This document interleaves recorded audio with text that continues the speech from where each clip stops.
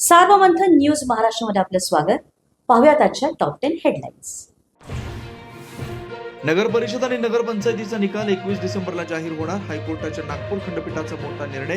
पारदर्शक निवडणुकांसाठी निर्णय घेतल्याची कोर्टाची टिप्पणी. कुणीतरी कोर्टात गेले म्हणून मतमोजणी पुढे ढकलणं अयोग्य. मुख्यमंत्री फडणवीसांची प्रतिक्रिया. निवडणूक आयोगानं सुधार करावा हे यंत्रणांचं अपयश असल्याचं मत. देशात मनमानी सुरू आहे. स्थानिक स्वराज्य संस्थांच्या निवडणुकीची मतमोजणी पुढे ढकलण्याच्या निर्णयावरती राज ठाकरेंचा संताप. एकनाथ शिंदेनीच मालवणमध्ये पैशांच्या बॅगा आणल्या. निलेश राणेंनी देखील पैशांचं वाटप केलं. वैभव नाईक यांचा गंभीर आरोप, तर दीपक केसरकर यांनी आरोप फेटाळले.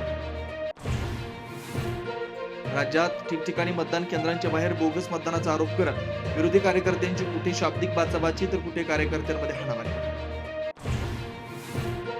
भाजपा उमेदवाराला मतदान केंद्रावरती पोलिसांनी अडवल्यामुळे केंद्रीय राज्यमंत्री रक्षा खडसे यांचा संताप. मुक्ताईनगर मतदान केंद्रावरच्या पोलिसांसोबत बाचाबाची. मतदानाच्या गोपनीयतेचा भंग केल्याप्रकरणी शिवसेनेचे आमदार संतोष बांगर यांच्यावरती गुन्हा दाखल.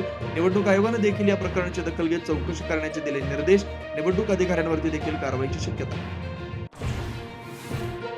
एकनाथ शिंदेच्या बॅनरवरती सोनिया गांधी यांचा फोटो. सत्तेसाठी शिंदेची लाचारी. उद्धव ठाकरेंचा घणाघात.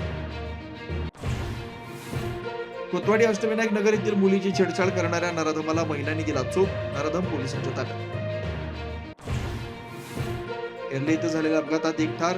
ड्रायव्हरचा गाडीवरचा ताबा सुटल्यानं झाला अपघात. सार्वमंथन न्यूज महाराष्ट्राला लाईक करा, शेअर करा, सबस्क्राईब करा.